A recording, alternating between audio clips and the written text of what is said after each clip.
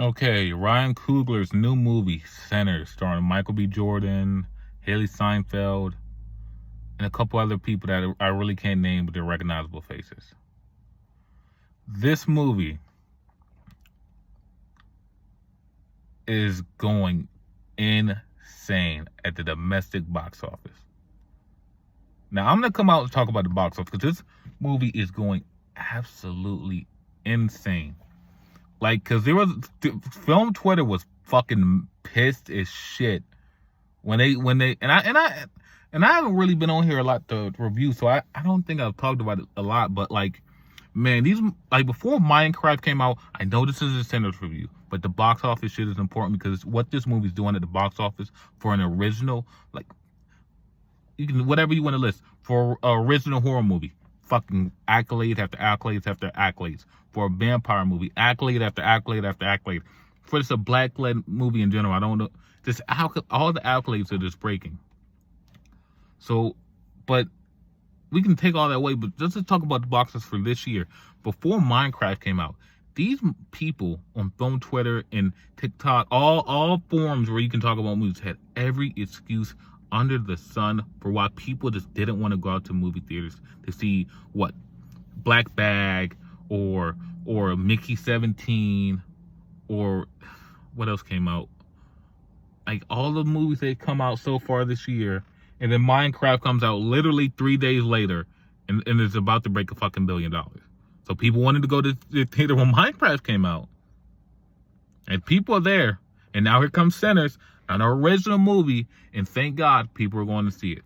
So, you know, and people still are trying to make, like, okay, just because, and I'm going to say this, just because Sinners is doing historical numbers does not mean that original, like, you there's no clear-cut formula to get people to see your movie.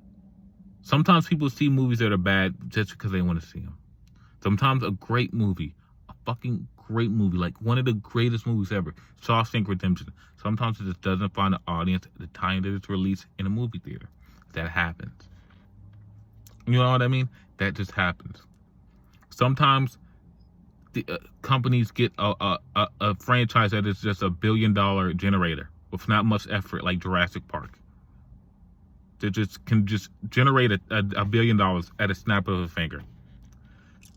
So to see the success of Sinners and to try to just make all these, like what Variety did, like they come out like fucking, the movie had just made a shit ton domestically, and they know damn well domestic money goes much further than international money. 100 million, like, I might be wrong, but like 100 million domestically is the equivalent of like 400 million in China, and they know that.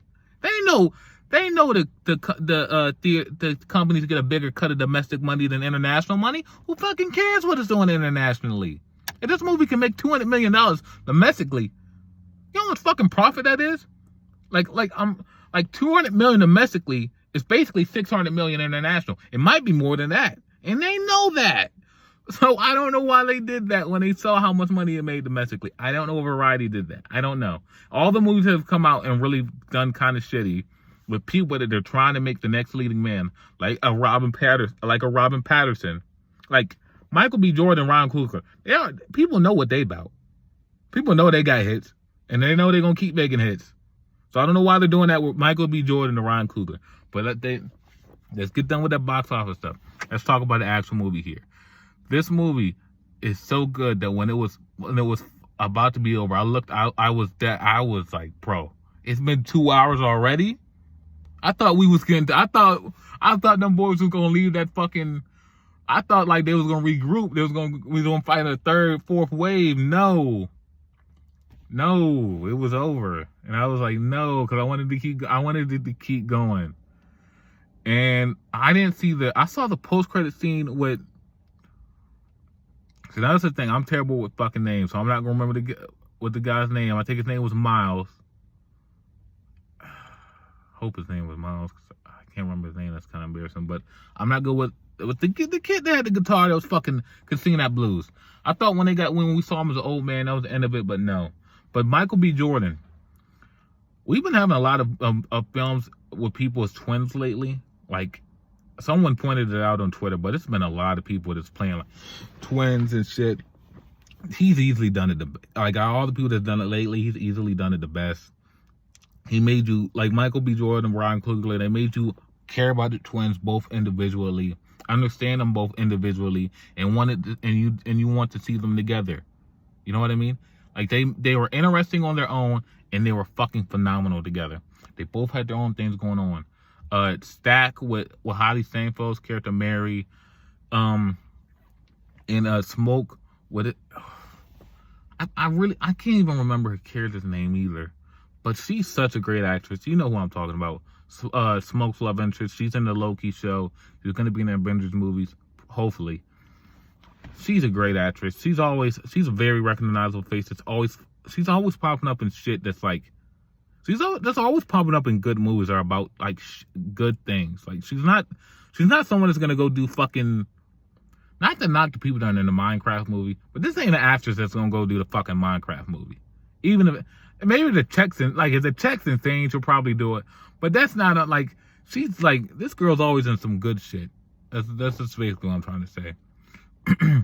But man, watching them go throughout the town and round up everybody for like the first 30, 40 minutes, and we get to learn more about them, and it's just, man. This movie's just nothing short of an experience, and you got to see it in IMAX, because the music, like when they were doing like the scene, I know he said it took him a long time, and I'm not gonna like glaze that scene too hard. The scene where they're showing all the music, where like, oh, music can transcend time from the past and the future, because I didn't really wrong. I understood what he was going for. I'm not the biggest fan of that scene, but even on a technical aspect, hearing about how long it took them to make that, how much collaboration it took to make that. Props to them, and props to everyone that worked on this movie for that scene. I feel like I'm just doing a lot of praise. I'm not really talking about the movie, mostly because I got to go see it. I'm about to go see The Accountant 2, so I'm really like trying to get through this. But the journey that Smoke and Stack went through, like even before the vampires get there, they went through a lot to get this together, and you could see and you could understand them before we even got to the vampires part. Like, before the vampires came in, these were already, I feel like all the characters were introduced well. We were settled to them, and we cared about them, and then the chaos ensues, and we're like, oh no, don't do that, oh, don't do, not them, oh, you know what I mean? Like, I'm gonna say this a clean 40 to 50 minutes before the vampires show up, and to set this in the 1940s, post World War II. I don't know if this was post World War II or fuck, I think this is post World War II. I could be wrong. This might be pre-war. This might be fucking during World War II, to be honest, like towards the end.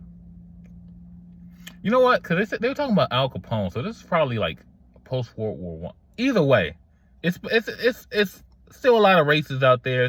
They in what, Atlanta, Georgia? They in Georgia somewhere, and the thing I keep thinking about is really that scene where the vampire reveals that, oh, all these people are going to come and kill him.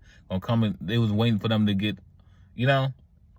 And they do come back to that. But that's really the only thing I keep thinking about. I know this is all over the place, but like, just a scene that like all that Smoke and Stack were working to do was really going to be taken from them.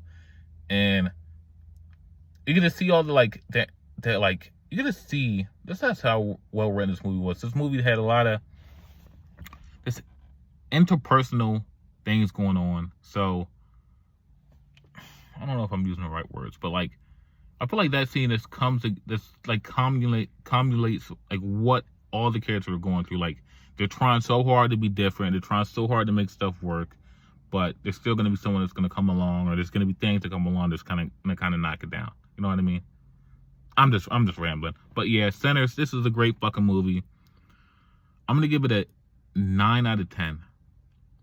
I wish it was longer, and I want to see more. And I could have gone for more vampire kills. And I do think the vampires got knocked off kind of easy. But the movie's still great. So Sinners, 9 out of 10. Peace.